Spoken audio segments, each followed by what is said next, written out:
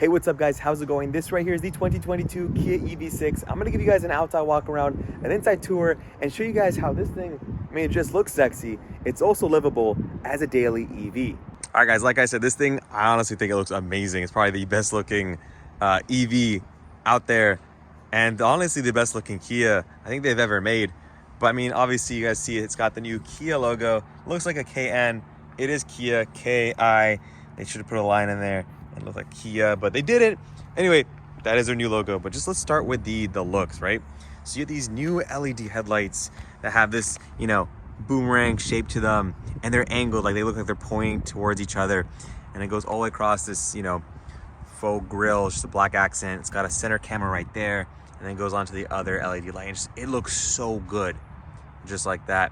You go down, you just see like some plastic accents right there, black. Underneath it are what seem like just non-functional vents. I don't think these move. Oh, they do. They're active shutters. So they open and close depending on, you know, what the vehicle sees fit. But it's integrated nicely into that little design up front. And then, yeah, you go onto the side here. Pretty straightforward, just like we kind of talked about. But what really looks cool is this matte gray paint. It looks really good with these front wheel arches that wrap around these wheels and tires. They are meant to be more efficient because it is an EV. So they do have like larger spokes, as we've seen a lot of EVs out there. And then, but man, it just like, they just killed it. They really just knocked it out of the park. Going on the side here, you have a nice line that goes across the door right there. These door handles pop out. Just tap right here, and it goes flush in with the door. If you want, you put your finger on it again. Opens up, pull it under here. Pretty straightforward operation. You have blacked out A-pillars. This one has a glass sunroof just up front. It's not panoramic. The rest is just that matte gray paint, shark fin antenna. But just look at the window line, how it kind of swoops up the top here. You do got a glass third window. And then the rear fenders just really kind of come out. It looks so good. But my favorite part is the spoiler, because not only is it like a two-channel spoiler you see right there, it's also got a little bit of an extension. Look on the side here, it actually sticks out to the side of the car. This looks great. It's nice airflow. You can kind of, I don't know, I'm not an aerodynamics expert, but I'm just kind of getting an idea how the air is intended to flow around this vehicle. And around the back, you get this LED light bar, which looks amazing. It's not continuous into the bottom. I thought it was at first. This is just some reflective, like darker chrome. This is just black plastic, but the light goes all the way across here, and then it kicks up, so it also acts as a spoiler. So that's nice. And then you have your Kia badge in the back, Kia EV6, the reflectors in the back, and then your third brake, your reverse light's actually down there. It's these little units right here, and it works nicely with the elements that we saw in the front as well as in the back right here. So yeah, that's the overall design. I think they just knocked it out of the park. This thing, whenever I see it, it looks better than the Mustang Mach-E. It kind of looks like a Mustang Mach-E from the front, similar, but this thing just looks so much more futuristic, and this design's gonna age really well, I feel like. But let's open up the trunk. If you do stand here back for long enough with the key in your pocket, it will open up automatically for you, but I disabled that. So I'm just gonna press the button here, and you get a decent amount of space. I'm just gonna push my stuff here. You can lift this up to get a little, you know, storage compartment right here. It's not that deep. This is the rear wheel drive. So we'll talk about specs in a little bit. And if you fold this right here, I'll just push the seats down for you. So you just, that's one pull operation, which I like a lot. You just pull there and you're good to go. So that's really nice. It's power operated lift gate. But let's open the hood, see what you get on there, and let's talk about specs as well as a little feature that's under there. So like I said earlier, this is the Kia GT line. This one's rear wheel drive, makes 225 horsepower and 258 pound-feet of torque, and gets an estimated 310 miles of range, which I think is enough for most people. It's not enough for everyone, but it's enough for a lot of people. There is also the GT that is available that makes 576 horsepower and 545 pound-feet of torque. That one's only be getting 206 miles of range, but it's gonna be a beast. It's gonna have like a drift mode available, and that one's it's already been announced, so people know it exists. But that one's gonna be really exciting to drive. Up front, you do get a very tiny compartment. It's I guess if it wasn't there, people would complain, but then they did put it and they didn't give it a lot of room, so people will still complain. But I mean, you're probably gonna put what, like maybe your accessory vehicle to load accessory right there. Nothing crazy. So yeah, I don't know. It's something. It's better than nothing. So yeah, then you see the huge panel. See how big this front hood is. Just push that down, and those are the specs. Let's go inside though, because it gets even cooler when you get in here. With the door open, door handle open. Starting with the door panel, this is a vegan leather, what they're stating on the interior. Meridian speaker grill. It says Meridian surround sound, so it's a good speaker system. You get tweeters up there, as you can see. The gloss black around the door switches, as well as up here, and then you have a nice, it's plastic, but it looks like a, silver aluminum type of material, even though it's not. But let me show you guys the inside here. All right, guys, so now that we're inside, this has the 2-spoke flat bottom steering wheel with the Kia logo in the middle. I actually am a big fan of 2-spoke steering wheels, not from a design standpoint. I don't think they look good. I think they're very functional. I always see myself putting my hand down here, just cruising on longer trips. And it's the same case with this. It's very easy. You don't usually have a spoke where you're kind of trying to either, find a nice, comfortable way to rest your hand here. You can just put it wherever you feel comfortable, depending on your seating position and your arm length. So that's nice. The back here, you have paddles. That's to just regen. Honestly, if you guys have seen the Ioniq 5, this car is very similar to it. So I'm sure a lot of you guys already know that. You get the panoramic display system. It's two 12.25-inch displays. This one's touchscreen. If you touch on the vehicle, it takes you to the vehicle settings. But also, if you touch on the map, it takes you to the map. So this is actually, even though it's just kind of let's cancel this. Even though it is there really does seem to just be it just looks like a display. It's actually, there's context to it. So if I click on here, or media, it'll take me to the respective menus, which is interesting. I never thought of that until I actually started playing with it. Here, this is your center gauge cluster display, depending on your mode. Normal. Sport looks sick. I know on the GT, there's gonna be another button here. I think it's for drift mode or something like that. But let's continue on. Vents, pretty standard stuff. Speaking of vents, I'm gonna turn it on. And the way I did that is, let me actually press this button right here. The way I did that is I tapped on this right here, and this turns into contextual touchscreen effectively. And I can turn the AC on. And then if I don't want these menus anymore, I can go to the media and you get map, navigation, radio setup. And this is also contextual as well. So if I press this, it's your AC. And if I press this, it's your tuning. And then same thing with here, AC versus volume and power. So that's pretty cool. Moving on down, you have heated, ventilated seats, heated steering wheel, this nice aluminum finished looking plastic, your power button, your rotating gear selector, reverse, neutral, drive, park. And if I'm in reverse, you got your 360 surround view camera system. You just tap on this right here.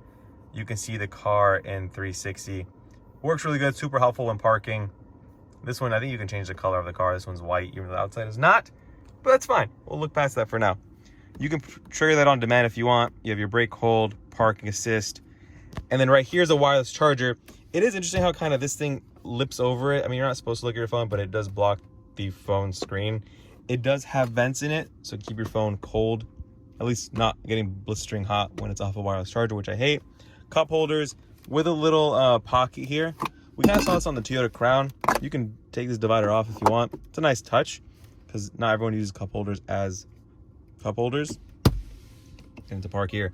These seats, so they're a mixture of or some suede and then leather on the outside. I would prefer a full, either vegan leather or some, Softex. Different companies have different synthetic leathers out there. Because I feel like this material would wear down over time. Like I said, it's heated and ventilated. It's a nice pattern. And on the back, it's an integrated coat hanger, which is nice. Going up top, you do have your lights, your glass roof control. It is it's not panoramic, which I wish they did have a panoramic glass roof. opens up. Let's see how far back it goes. So it is what it is. I wish they had a full panoramic glass roof. I'm sure they could have done it. They have a bigger one on the Ioniq 5, so it was an interesting design choice there. But let's keep going throughout the vehicle. On the left here, you do have your controls for your tailgate, your fuel, or your charge port, which we can show that charge port door. I'll open that up. Park, and then traction control off. So yeah, aside from that, you also get storage down here. So it's a big storage compartment because you don't have a drivetrain or anything to fiddle down there. Lift this up, you get USB-C, 12 volt, and then a USB-A, as well as a USB-C on the other side, but you will have cables dangling across. So I think putting it here and just having your stuff down there that you want is more convenient than putting it across there, because there's a little bit of space. You can set something down there instead, like a bag or whatnot. So let's put this in park. Let's hop in the back and talk about that. Oh shoot.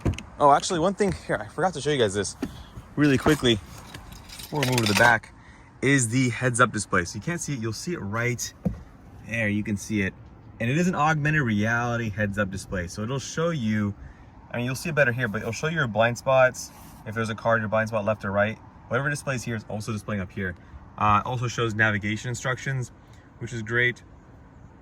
And yeah, I would show it to you while driving, but I don't want to be holding a camera while driving because that is not safe, So yeah, I just want to bring that up. It is a great heads-up display system, and if you can experience it while driving, I definitely recommend you at least try it out, because some of them are just just speed, basic information. This has a lot of information, so really you don't really need to look down that often for this. Oh, and you also get the door should probably be closed for this to work. I mean, actually, let me go to drive here. Is the car even on?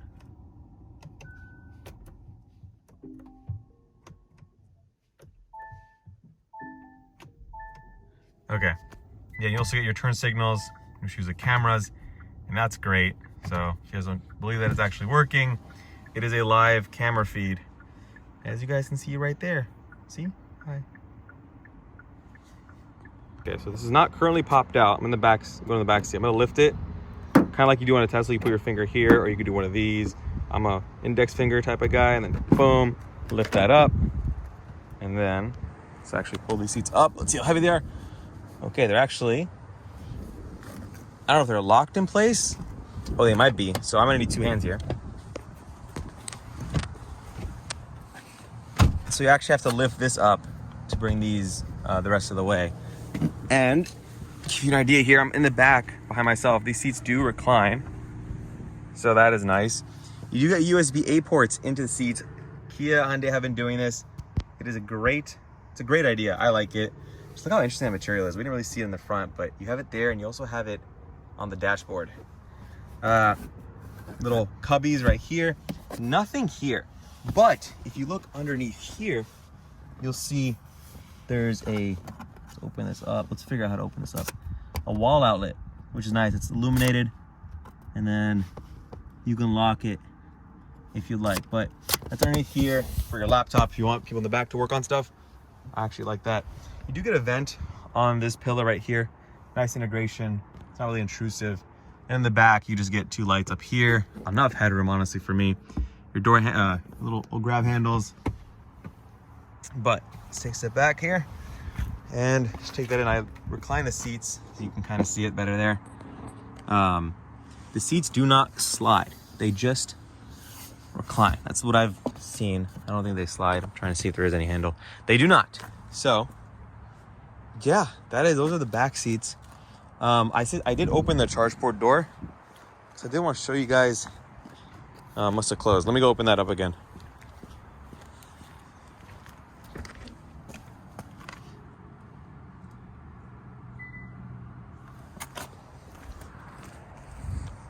All right, just open it up.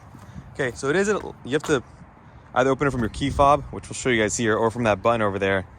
And as you can see, actually there is no button on the key fob to open it. So this is your charge port door. It's cool how they integrated it in. I won't close it and check that out, but let me see. Actually, if I press this, okay, it closes.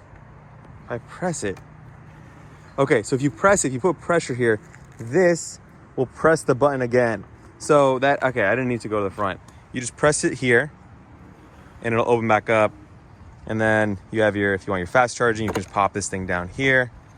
And then you can also hook this up to the vehicle to load system, which is probably my favorite part of this entire system, is that you could charge other accessories or anything you want. As long as it has a, you know, conventional 120 volt outlet, you're pretty much chilling. But the biggest and most impressive part of the fact that this is all electric is the fact that it's on an 800 volt architecture, which means it can charge from 10% to 80% in 18 minutes. That's making this one of the fastest charging electric cars currently on the market. And for this price, it is the fastest. I think the one that gets closest to this is the Porsche Taycan. That's also on an 800 volt architecture.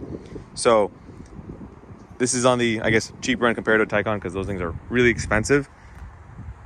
And I feel like a lot of people complain about range. I think people need to start complaining about charge time, because that is like more of a better comparison between an electric vehicle and a gasoline car. You can fill up gas really easily, assuming there's no line, but you can still get 300 miles on a tank, which, you know, you can get 300 miles in this car, which is great. I mean, the range is going to get better as the technology improves, but I think the charging needs to improve on more of these cars, and they're not quite there yet. So I'm going to close this up, and just look how sleek, man. This thing just looks so good. Oh yeah, let me show you that accessory real quick, that vehicle to load accessory. It is an option. I think you just have to pay extra for it. So it's this right here. So I'll just open this up here, show you guys what it's all about. This thing. And it's actually, let's open it up. Actually, let me plug it in for you guys.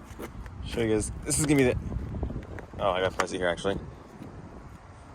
Let me actually show you guys. So I'm gonna open it up. In order to understand how to actually use this thing, once it's plugged in and connected, you have to unlock the car to actually get off of it, to actually take it off. So I'm gonna put it in here. And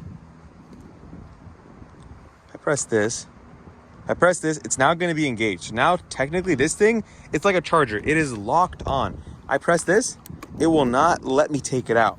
And that's for security purposes. If you are hooking up something that you wanna, you know, keep powered on, that's important. You don't want it to get stolen. You do wanna make sure that's secure. To take it off, so let's say you can plug anything you want. Let's actually hold up. I need to take this.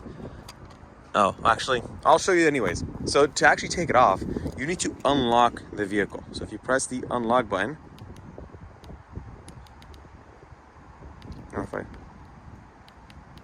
so I press the unlock button. It should let me.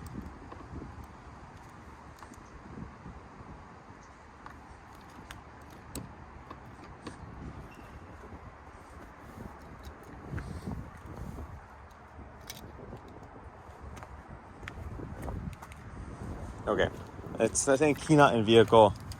Let's put the key in the vehicle here. Let's press the unlock button. Okay, so now I unlocked it. So you have to actually unlock the vehicle for it to allow you to take this thing off. And this is what that port looks like. You can close it. And I believe also once this thing is actually closed, it'll stay locked. So you get this rubber pass-through right here.